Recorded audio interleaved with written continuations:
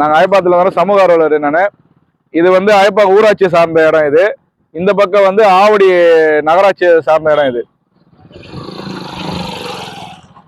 இது வந்து ஆவடி நகராட்சி சார்ந்த இடம் மேடம். இதுல வந்து என்ன நடக்குதுன்னா, இங்க மழைநீர் கால்வாய்ன்னு சொல்லி வெட்டி விட்டாங்க. நாங்க வந்து ஸ்டார்டிங்லேயே கேட்டோம், இதுனா மழைநீர் கால்வாய்ன்னு சொல்றீங்களே, இங்க இது எதுக்காக இது மாதிரி பண்றீங்க, இங்க வந்து ஏரி எல்லாம் இருக்குது அப்படின்னு நான் கேட்கும் போது, இல்ல தண்ணி மட்டும் தான் இங்க போவோம் நாங்க. ஆனா நடுவில் பாத்தீங்கன்னா ஃபுல்லா சேக்கடை தண்ணிங்களா இங்க ஆவடியில இருந்து வர கால்வாய் சேக்கடை அந்த தண்ணியெல்லாம் எடுத்து வந்து ஏரியில அயப்பாக்கம் ஏரியில கலக்குறாங்க. நாங்க நிறைய டைம் சொல்லணும், இதை வந்து பஞ்சாயத்துல நாங்க சொன்னோம். பஞ்சாயத்துல ஒரு கம்ப்ளைண்டா கொடுக்கும்போது அவங்களும் வந்து அதுக்கான ஆக்ஷன் எடுத்து இந்த காவாவை மூடிட்டாங்க. மூடிட்டு நாங்க சொன்னதுக்கு அவர் எங்க ஊராட்சி மன்ற தலைவர் செஞ்சு கொடுத்துட்டாரு.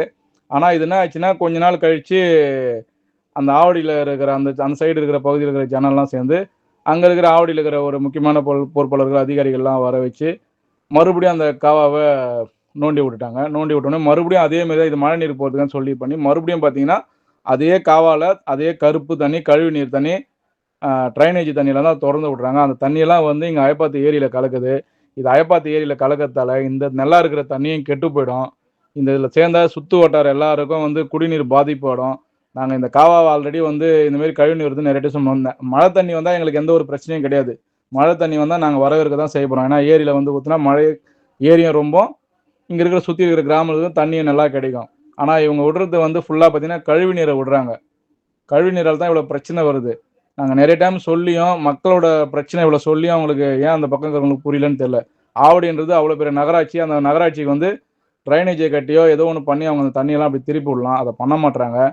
இதுக்கு வந்து நாங்கள் நிறைய டைம் சொல்லியும் வந்து இவங்க ஆவடியிலேருந்து எதுவுமே இது பண்ண மாட்டுறாங்க. இதுக்கு மக்களாகிய நீங்களும் எந்த ஒரு முடிவு நீங்கள் தான் சொல்லணும். நாங்கள் மேற்கொண்டு இதுக்கான ஆக்ஷனை எடுக்க போகிறோம். அதுக்கு உங்களோட சப்போர்ட்டும் பொதுமக்களோட சப்போர்ட் எல்லாரோட சப்போர்ட்டும் எங்களுக்கு வேணுன்றதை சொல்லி கேட்டுக்கிறேன். நன்றி, வணக்கம்.